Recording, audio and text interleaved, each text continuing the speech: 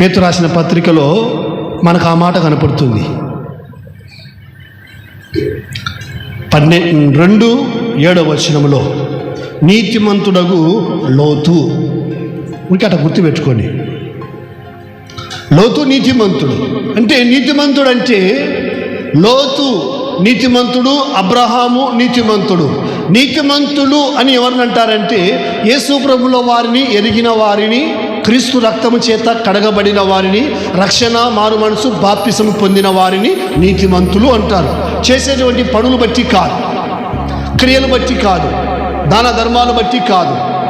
ఎవరైతే క్రీస్తును ఆ సొంత రక్షకునిగా అంగీకరిస్తారో ఏ భేదము లేదు, అందరూ పాపము చేసి దేవుడు అనుగ్రహించు మహిమను పొందలేకపోతున్నారని రోమా పత్రికలో 3వ అధ్యాయంలో రాయబడి ఉంది. అయితే ఉచితంగా ఆయన కృప ద్వారా నీవు నేను నీతిమంతులుగా మార్చబడ్డాం.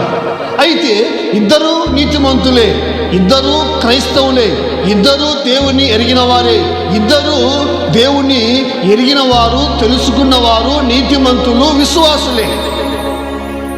అయితే అబ్రహాముకున్నటువంటి ఆలోచన విధానము వేరు, లోతుకున్నటువంటి ఆలోచన విధానము వేరు. లోతు యొక్క స్టెప్పు వేరు, అబ్రహాము యొక్క అడుగు వేరు. లోతు యొక్క ప్రవర్తన వేరు, అబ్రహాము యొక్క ప్రవర్తన వేరు. లోతు తన కోసము, తన పిల్లల కోసము గుడారం వేసుకున్నాడు. అయితే అబ్రహాము దేవుని కొరకు బలిపీఠము కట్టాడు. హల్లెలూయా. అంటే అబ్రహాము గుడారం వేసుకోలేదా అని మీరు అనవచ్చు. గుడారం కూడా వేసుకున్నాడు. ఎక్కడికి వెళ్ళినా బలిపీఠం కట్టిన తరువాత, అంటే దేవునికి బలి అర్పించిన తరువాత, దేవునికి ఒక నివాసం అనేది, దేవునికి ఒక దేవాలయం అనేది, దేవునికి ఒక బలి అర్పించేటువంటి స్థలాన్ని ఏర్పాటు చేసి బలి అర్పించి తన కోసము గుడారము కట్టుకున్నాడు. అయితే లోతు దేవుని కోసము గుడారము కట్టినవాడు కాదు, తన కోసం, తన కుటుంబం కోసము గుడారము కట్టాడు.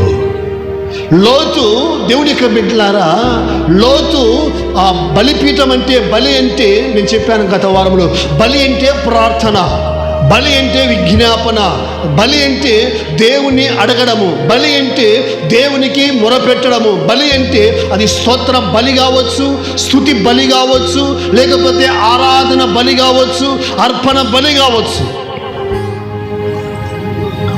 దేవునికి అర్పించే వాటిని బలి అంటాం. అది స్తుతి కావచ్చు, ఆరాధన కావచ్చు, లేకపోతే మన యొక్క జీవితము కావచ్చు, లేకపోతే మన యొక్క కుటుంబము కావచ్చు. దేవునికి అర్పించే వాటిని, సమర్పించేటువంటి వాటిని దేవుని సన్నిధిలో బలి, ప్రతిష్ఠత, అర్పణ, ఇది దేవునికి సంబంధము అని అర్థం. ఆ రీతిగా అబ్రహాము దేవునికి అర్పించేవాడు, ఎక్కడికి వెళ్ళినా అర్పించేవాడు. అందుకోసమే అబ్రహాము కుటుంబాన్ని ఒకసారిగా మనము పరిశోధించినట్లయితే, లోతు కుటుంబము ఒకసారిగా మనము పరిశోధించినట్లయితే, దేవునికి బిడ్డలారా, అబ్రహాము ఇంటి దగ్గరికి దేవుడు పిలవకపోయినా అబ్రహాము మమ్రే సిందిర వరము దగ్గర కూర్చున్నప్పుడు, చెట్టు కింద కూర్చున్నప్పుడు వచ్చాడు. అబ్రహాము చెట్టు కింద కూర్చున్నప్పుడు, చెట్టు కింద కూర్చొని తండ్రి అయిన దేవుడు భోజనం చేశాడు. చెట్టు దగ్గర ఉన్నాడు, తన ఇల్లు చెట్టు, తన గుడారము దగ్గర ఒక చెట్టు దగ్గర గుడారం వేసుకున్నాడు. ఈ అబ్రహాము ఇంటి దగ్గర ఉన్నాడు. అయితే లోతు ఎక్కడున్నాడు? లోతు ఎక్కడున్నాడు?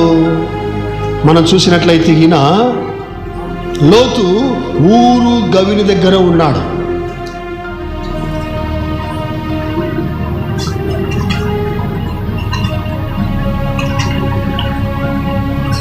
అధ్యాయం.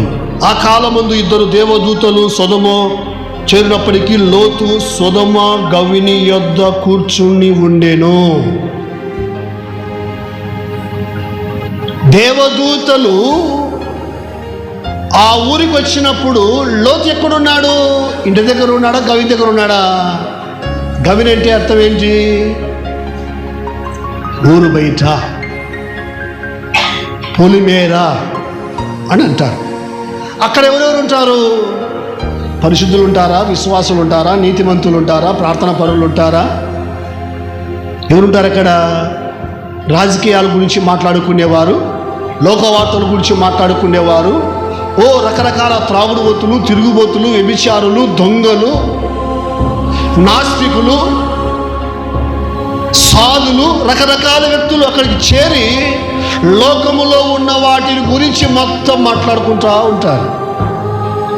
అయితే దేవుడికి బిడ్డలారా, ఈ అబ్రహాము గారు 3 గంటలప్పుడు దేవుడు వచ్చినప్పుడు, దేవుడికి బిడ్డలారా, ప్రభు వచ్చినప్పుడు అబ్రహాము ఇంటి దగ్గరే ఉన్నాడు.